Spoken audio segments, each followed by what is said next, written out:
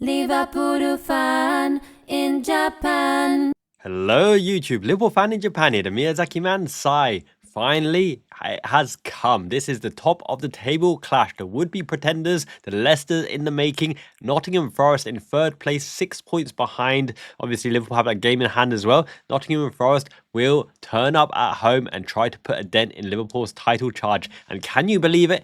Nottingham Forest are in better form. They're on a 7-game, that's right, 7-game winning run. And in that time period, Liverpool have lost to Tottenham and we drew against Man United as well. The form book suggests could there be an upset on the cards here? However, Liverpool are fresh and fit. Salah was rested. McAllister, Gravenberch, Van Dijk, Konate, Alisson, Becker, Lucho Diaz, Cody Gakpo. They have been training intensely behind the scenes at the AXA Training Academy. And this is Arne Slot's redemption arc. Chopping down the trees. Thank you everyone who joined me on the live Q&A, new Riverside platform. I took two of my honored guests, Eugene and John. Thank you for joining me as well. So people can actually drop in like TalkSport and chat with your boy Sai live as well. But the downside to that particular platform is obviously there's no donation metrics, super chat or member gifts as well. So I have to find a way to work that into our format and offering as well. However, thank you everyone for joining. I hope you found it really, really fascinating and interesting. I had a great time as well chatting Kubica, Kvaratskhelia, transfer, Darwin Núñez's future, Ben Doki Doke's future as well, potential signings as well, tactical formations, jigs, Slot versus Klopp, and what we have planned in this Liverpool Fan Japan channel as well. Me, the one-man gang, alongside Mamacita Maimi, my Mrs. Mai, Mushroom Boy Ato, and Cripple Me Mia. We thank you from the bottom of our hearts for supporting our channel. Up the Reds, up the shiny one. 2025 is guaranteed to be a good year. But once again, this is Arne Slot's redemption arc because this is the only Premier League team that Arne Slot has faced in the capacity of Liverpool manager, where we have got nil points, 0 points. Nuno Espirito Santo holds the voodoo and the win over Arne Slot. So he will want to put that right. This is the redemption arc. As I said, in Japanese anime, you know, things are going well and then there's a betrayal and then there's conflict and controversy, downhill, down spiral, depression, and then the redemption arc. This is it. This is Sparta. It's not quite Sparta. Nottingham Forest. Let's get into it. But before we do, big thank you to Jar Zero joining the Liverpool Fan in Japan All-Stars member tier. Thank you so much. Enjoyed exclusive content. The next giveaways will be over to you, my friend, as well. But speaking of which, every single month from here on out, January, first month of the new year, this is the year to succeed, I will be doing a giveaway to the member, the Liverpool Fan in Japan YouTube members who has contributed in the growth of this channel and provided me with brilliant ideas. Kim, something's going to be on the way to you. Thank you for all those beautiful suggestions about offensive prowess, defensive prowess, both teams on the same team sheet, all that good stuff as well in the Discord chat. Mighty Mike as well for giving me that beautiful Ichiban clear button to clear the formation lineup as well. Something is in the pipeline for you too, my friend. And everyone else who wants to contribute, assist, and help me in developing the best YouTube community, the best Liverpool YouTube channel. I will send things throughout the year to you guys as well. Thank you for supporting me through YouTube membership. It's the best way to support the channel by far because YouTube don't pay pennies, yo. And giving me brilliant ideas and contributions as well. So let's get into the potential lineups. And fortunately for us, most of our players are back. Konate is back, Bradley is back, Gomez is out for a few weeks as well. And with movement, thereabouts in the media about transfer targets. Look, it's a great time to be red, still top of the table, up by 6 points with a game in hand, which is the equivalent of already 7 points. And I'll tell you why. We're goal difference massively ahead of Nottingham Forest and Arsenal, which means that if in head-to-head we repeat the same results, we win. If they catch up to the 6 point deficit by winning 2 games, and we have to clearly lose 2 games for their additional 2 wins, and they would have to avoid the defeats that we avoid, which means that they have to really, really outperform us, then they still got to do it 3 times for the fact that they cannot equal our points because our goal difference is vastly superior unless we go in a deep goal drought and the opposition score massively against us, which isn't going to happen because we're a clean sheet keeping machine. So the good times are here to roll, but a loss to Nottingham Forest will really dent our title aspirations because it would give our opposition the big G up. It would energize them, it would revitalize them. However, Gabriel Jesus is out. It's the classic Jesus cycle of performing miracles, scoring, getting injured, and then the rebirth in Easter time, right? So Yes, the common patterns of play there. And additionally, Havertz can't hit a bundle with Banjo. Anyone who thinks that Havertz is anywhere close to Darwin Núñez is having a laugh, mate. Because I should have done a dedicated video on this. Arsenal pick up second-hand goods. Man City didn't want Zinchenko anymore. Zinchenko ended up at Arsenal. Gabriel Jesus wasn't cutting it at Man City. He ends up at Arsenal. Kai Havertz, mixed bag at Chelsea. Only scored in Champions League final because Ederson gifted him that goal. Ends up at Arsenal as well. They wanted Mikhailo Mudryk. Couldn't get him, outbid by Chelsea. Maybe for the better. Ended up with Leandro Trossard, who, was willing to go to Arsenal, for example. Jorginho on his last legs, even though he's a quality player, tempo maestro, and he's got game intelligence and technical prowess. They didn't need him anymore. So off you go to Arsenal. It's not a retirement home per se, but it's not the first team lineup or someone who's truly, truly valued. And they keep signing these centre-backs like Ben White and Calafiori and then converting them into full-backs as well. Calafiori on the left, Ben White on the right, and both are injured. Nice. It's kind of the same as what Guardiola did with Gavadio onto left-back as well. Two peas in a pod. Arteta is the Guardiola light. The Prince has promised, except his promise is running out very soon because he's not winning anything except 2 community shields. There, I said it. Okay, let's look at the potential lineup of Nottingham Forest. Enough fan banter bashing of Arsenal because they're quite an entitled lot, aren't they? Let's look at the potential Nottingham Forest lineup and what they're looking to do. Now, I think you can probably guess what Nottingham Forest are looking to do. Sells in at the back. Aina, surprise package at left back. Williams, we know all about him as well. Fullbacks that can bomb forward, that defensively solid as well. Milenkovic, wonder kid back in the day, proven solid, adapted to Premier League like a fish on water. Murillo, who has a very, very high ceiling as well. They're going to keep it tight. They are rugged and solid. Very much like the Leicester backline of that title-winning team as well. You're going to put Anderson in here. It's probably going to be Dominguez. Let's have a look. Their last goal scorer, Callum Hudson-Odoi, will be left, will be right. Let's put him on the left for now. Odoi.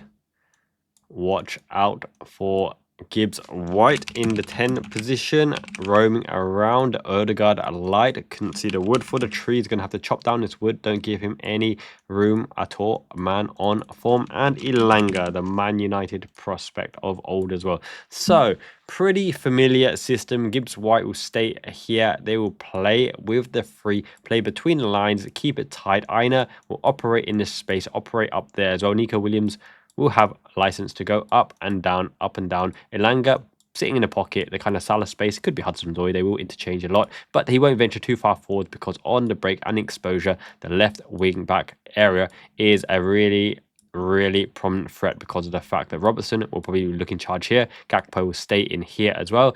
And Lucho Diaz and Gakpo will interroam and rotate. So you'd expect Williams to probably on the periphery be here. Dart to offer an option with Elanga there as well. Chris Wood, not the most mobile but effective in and around the penalty box area. You're expecting Callum Hudson-Odoi to be the legs alongside Elanga and Gibbs White joining to make the extra man and the player as well. You probably will see on occasion everyone sitting in this kind of position, inviting the pressure from Liverpool. Go on, mates, break us down. You got the classic box, Aina tucked in there. Force Liverpool out wide, and what can you do? When they're pressing, they're going to be pressing in a 2 holding the midfield, and 2 out wide. They will keep it tight like this, and they ask Liverpool the questions. Okay, you want to bring it into the 6th position? Go on and give it to Gravenberch. We will collapse on all sides. Gravenberch will do the lateral running, and we will cut off the passing lanes.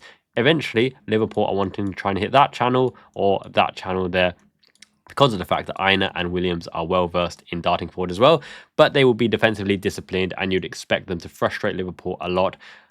Keep in mind that they're probably expecting Liverpool to have the high possession stat, but they don't mind because on the break, if they can transition and get the ball out wide early enough, what they're looking to do is play on the laterals. And if the lateral ball is on, that goes in between Robertson and Van Dijk, in behind, for the pull back, for the pull across. Additionally, it could be from the other side as well. But all you're looking to do is on these breakthroughs, Hudson-Odoi just has to beat the first, second man press and be able to hit the lateral, whether it's to Chris Wood and back, whether it's to Gibbs White. Any lateral you have, the options are straight away becoming apparent because Nico Williams will give you energy for days.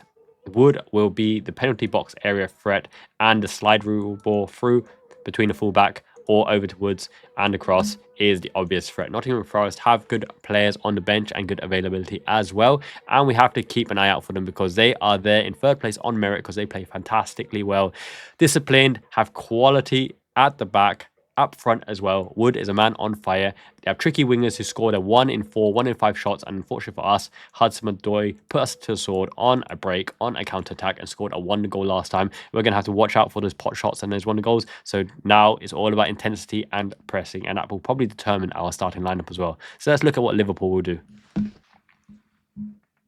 And while I'm resetting the board here, literally it's a true top of the table clash for the fact that I think they've only got, is it Sangare, Ibrahima Sangare and Danilo, 2 midfielders out at the moment. So literally it's full strength against full strength. We have the absence of Joe Gomez for obvious reasons, still out for a few weeks. So that is how Nottingham Forest are likely to line up. Alisson Becker. You know, we've got literally a top 1 to 5 player in every position in world football. So in all honesty, we don't have any excuses not to perform on this match because teams have put Nottingham Forest to the sword, and Arne Slot would have learned and prepared for this. And we might even have been off form for the fact that Arne Slot's probably haunted by this Nuno Espirito Santo duel because having taken points off of Liverpool and ruining his perfect streak last year because he would have gone undefeated in a whole calendar year on Slot in Feyenoord and Liverpool. He's out for revenge. So I think you can pin in the obvious names. If Konate is fit, he starts as the Trent Alexander-Arnold because of the fact that literally we need him to break down Forest. Now he, against Forest in the first leg, unfortunately, the wonder balls didn't come off. Some of the short ball passing game was a bit lackluster as well. Andy Robertson, having been rested for the midweek cup game, I think comes in for the leadership as well. But he's going to have to keep his eye out for Hudson-Odoi and Elanga as well. Can't let them get a run on him, and Van Dijk will have to bail him out on occasion. Obviously, Gravenberch comes in here in the 6th position, and McAllister comes in to nip things between the lines because he's such an important player. McAllister really underestimated in terms of what he offers. Now, I've seen a lot of potential lineups bringing Curtis Jones for the fact that Curtis Jones was rested and Szoboszlai was not rested. But remember, Szoboszlai, Domi Schlobbers, the big Hungarian sexy man himself, had 2 game suspension, so he's fresh. And also, he needs match fitness. And he's a machine. And his energetic pressing, we missed it with obvious effect against Tottenham when he was ill. He played last game as well, ran his legs off. I think Szoboszlai starts here. And this is probably our strongest midfield at the moment, with Jones needing to earn the trust, coming back in form as well. It looks obvious choice. Obviously, Salah is the super obvious choice here, although Chiesa did play quite well. It looks to be Gakpo and Luis Diaz, okay? So this is Arne Slot's preferred lineup at this very moment for good reason, for the reason that Gakpo scores a crucial goal, either to put us in front or to equalise, right? His shot, when you have that rocket cannonball shot, when you have the enthusiasm to make that same run again and again, when you can make the lateral runs without being stopped and you have the players to offer you the options on the overlap out wide, Lucho Diaz out wide interchanging as well with the defensive backup of McAllister to give and go. So for example, if Gakpo comes in here and there's no easy option, McAllister is the pinpoint one, and then you play the ball through to Robertson, off you go. Gakpo is now in position for any spillages with Lucho Diaz on the back post and Salah hovering around in and around the area. You pen and you push. Okay, we know the classic shape already, but look, that is devastating in terms of ball retention, pin ball playing, and off you go again. But if Gakpo does get a shot away, my goodness, can he arrow one in there? Can he bend it? Not like Beckham, bend it like Gakpo, absolutely hammer it into the side of the net as well. The reason why Lucho Diaz starts at the moment is his propensity to be able to hold the ball in the highest position, okay? Because when Lucho Diaz runs with the ball, because of his technical skill and ability, fleet of foot and trickery as well, he is able to hold the ball. Now, if we are further back, we are penned in and we're trying to break the lines, unfortunately, we don't do too much intense running to provide the option to the ball carrier. And that is something that's quite noticed, right? Gravenberch will be shifting laterally to look for the ability to beat the man on the turn of piece of skill, stepping that space, which means everyone can step up. But if he doesn't beat the man here, what we're looking to do is either play the ball in and around again, in and around until we can get the lateral to get the extra man behind the first press, or alternatively, get someone into the pocket, right? Not necessarily the 10 position, but in the Mazzala side position, so the 10.5 or the false 11 positions. if you can get your dual pivot 10 in there, then it's time to party. But it's very, very hard to do that in today's modern football. But what Lucho Diaz does, coming from the top position, the defenders have to stay goal side, right? Which means when he picks up the ball back to goal in this position, he has the propensity to hold up the ball. And it's not a classic hold-up player like John Carew or Toshak or you know, Crouch or whatever. He's holding it through skill and jinking and turning and dotting and diving, similar to Diogo Jota, except for the fact that Lucho Diaz is a better dribbler, although Diogo Jota is a proper finisher. And that means the players can now traverse into the positions that they were meant to be. And then when you reset the ball, and it's more likely like this kind of reset, right? More likely this kind of reset, and then hopefully scuttle across the Trent behind the first press. When you can get into that kind of position, that's all because Lucho Diaz has held the ball long enough for the players to go into the areas of effect. Now, you're going to see Szoboszlai either underlap and be the top man because he's the first presser anyway, or be in an out wide position, giving Trent the freedom of the half space here with Gravenberch as backup, Konate marking the wide channel, and Van Dijk marking this whole zone here, alongside Robson probably sitting because McAllister is the one to play the Gini Wijnaldum role to facilitate things. And then Lucho Diaz has got to get his buttocks back in there. Lucho Gakpo in the half space as well. Robson comes on overlap as an option. Van Dijk backs up again. Gravenberch, and there you go, right? That double defensive line of Nottingham Forest will be marking no one, because you can never start a player in 10 position. You have to transition a player into 10 position. But it's the hardest position in world football. Only truly special talents like a Zico or a Kaká, right, or a Juan Román Riquelme or a Pablo Aimar, someone who lives in that position, Jairzinho, right? Only those players can really stay in the 10 position and still have cause and effect and not be snuffed and marked out of the game. Even when Steven Gerrard went into attacking midfielder, so often Makelele meant that Gerrard could not sit in that position. And when he roams inside channels, he's chased by Makelele and Essien or Ballack on the other side. And it's very, very difficult. So starting that position, very, very difficult.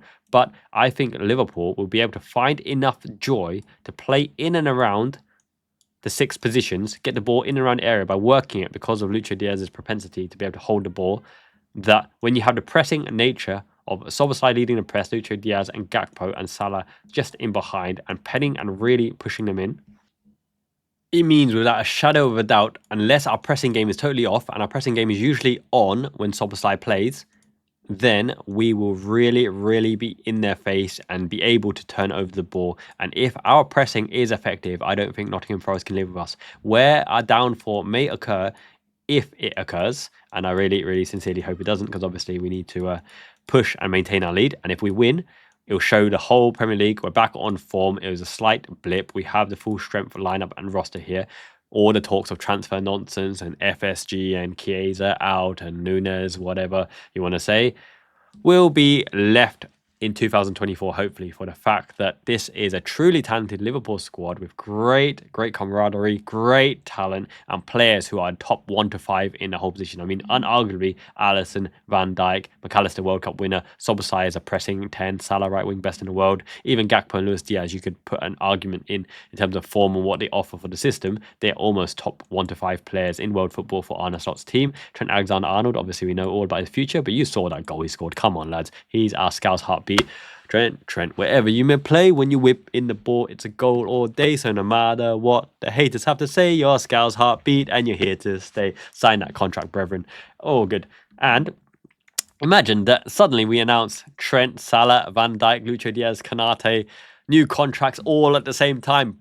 Whoop. There is. Yeah, it's game over for the rest of the Premier League. But literally, if we win that, 10 points ahead.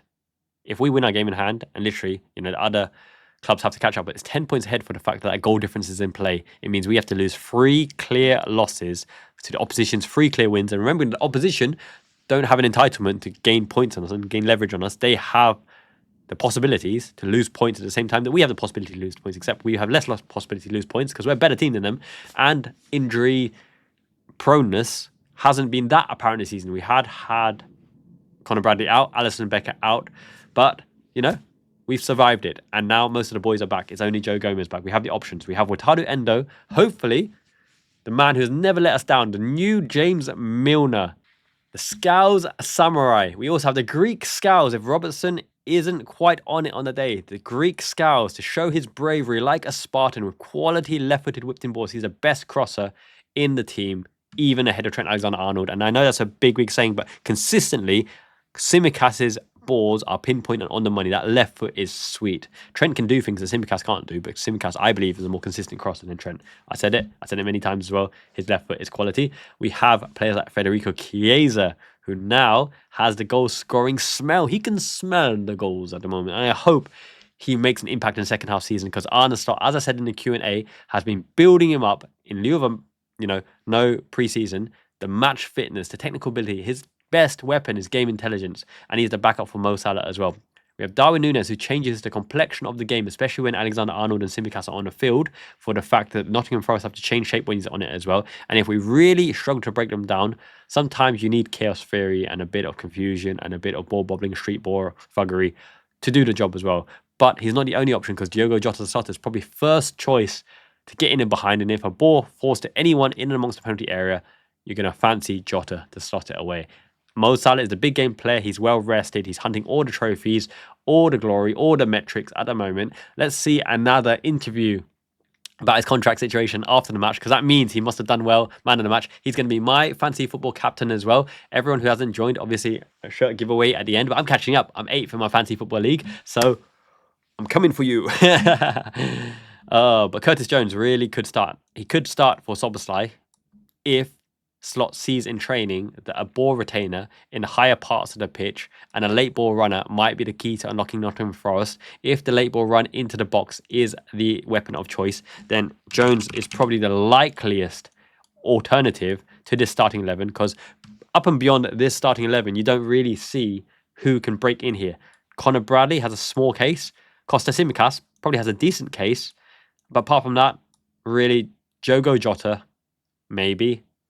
Conor Bradley, more likely Curtis Jones for Szoboszlai. But that's a shame, really, because Szoboszlai's pressing really unlocks Trent to dominate the half space, really unlocks Salah, and Szoboszlai is the one who leads the press in this kind of lineup with the staggered four, Gakpo, Diaz, Salah, following in a kind of W staggered formation. We almost play 4-2-4 with Szoboszlai in there, and Jones doesn't have quite the same ability, for the fact that Jones can't cross like Szoboszlai can cross.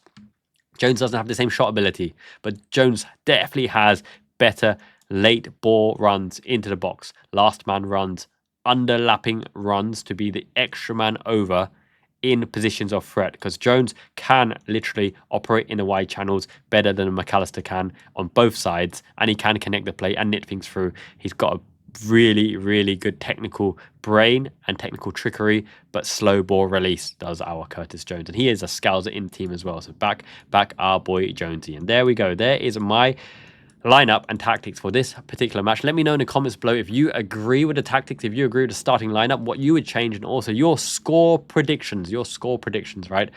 I'm going to say a hard-fought 2-0 win to Liverpool, because Nottingham Forest had scrubs and bits and crackers and pieces to deal with in terms of goal scoring opportunities, and they scored a wonder goal, a magnificent goal. And when they're at home, they're expected to get the ball, be in a possession, and be a bit braver, but they will be under the cosh, because Arne Slot, intensity and integrity and intelligence, that is Kurt Angle from WWE, Olympic gold medalist, won the Olympic gold medal with a freaking broken neck. Anyone who loves their wrestling, you know what I mean. Yeah, Slot will be on it, completely on it. This will mean more to him than the Man City game, then the Chelsea game, the Arsenal game. He is out for his redemption, and I hope he gets it. I'm going to say 2-0 to Liverpool, and that man, Mo Salah, will have a vital contribution, because he always does. Smash a like if you haven't already. Take this opportunity as well to subscribe if you haven't. This is a channel with substance in abundance, the cream of the crop. The cream of the crop! And I'm going to have to make myself some warm Rooibos tea or something, because I'm under the weather, a little bit congested, but all good. I'm going to celebrate and cheer myself up with a piece of kit. Alrighty, so here we go. LFC, my favorite green turquoise. Let's see what we got. We'll start this year the same way we ended it last year. Now, it's kind of like goldy, kind of cream. Interesting. What have we got here? Let's see. Some plastic. Ripping that plastic to shreds. Ripping Chelsea to shreds, in other words. Okay. Embroidered Liverpool badge. This is... What kit is this? What kit is that? Adidas? Stripes, unorthodox manner, the cream, gold. I recognize this. Is this a training kit? Is this a third kit? Is this a fourth kit? Little dirty marks there. This needs to go in the wash. This must be like some kind of training kit. Smells washed though. Let's get it on. Okay, here we go. Gold and fresh. Going for the gold is Arne Slot's goal. And he is the shiniest bold with the solar flare. Pow! Chopping down the trees. He will be a shining bold beacon at the Nottingham Forest ground tomorrow. And I hope he can lead the lads to victory with a victory march. Up the Reds, up the shiny one, up Arne Slot too. Now, thank you everyone for supporting the channel so far. YouTube membership is the best way to do it. I'm going to catch up on Wataru Endo's newsletters, translations, the vlogs, and the book as well in due time when I recover. I'm also working on that transfer database and algorithm to show you really, really cool stuff. So please bear with me, stick with me, make sure you like this video as well, and comment below as well. Really, really helps this channel get seen. Until next time, have a great day, everyone, and let's smash some Forest tomorrow and stay top of the league on merit. Here's what you get in the member section. Please consider joining. I'd love to get to 100 members and 8,000 subscribers. Ishoni, which means together. Ishoni, together. And if you do have a spare moment, do check out and watch over that live Q&A as well. I think we answered many, many quality, tactical and transfer-related questions. Arne Slot, Nunez, Criskelia, Ben Doak, and more. Check it out. I will link it up there in the corner and at the end of the video as well. Peace out. You'll never walk alone. The best way to support the channel is through YouTube membership. Becoming a member will give you exclusive access to my tactical masterclass videos, as well as translations and analysis on Endo's book Duel, his vlogs and my uncensored thoughts on other content creators. Each new member brings me closer to buying new Liverpool kits for Mushroom Boy Ato and Triple Me Mia as they grow up. The Wonder Kid tier gives you priority reply to your comments, as I will see the Endo emoji next to your name, as well as invites to live meet and greets in the future, member-only polls for video ideas and custom emojis in chat, for just under £3, cheaper than a Mackie D's triple cheese brunch, and more fulfilling too. In the LFIJ All-Stars tier, you get early access to videos, member shoutouts in videos, Japanese snacks, and a custom commissioned Christmas card with my handwritten personal message to you for under £9. And in the Emperor Endo tier, me love you long time. Jump on for a 15-minute chat whenever suits every month and let's collab on Liverpool. Up the Reds. All members get exclusive access to the LFIJ lounge on Discord for that juicy and spicy banter in private. An exclusive member number and nickname that will go on your commission goodie. Yours to keep forever. So what are you waiting for? Join the membership and be part of the best community worldwide.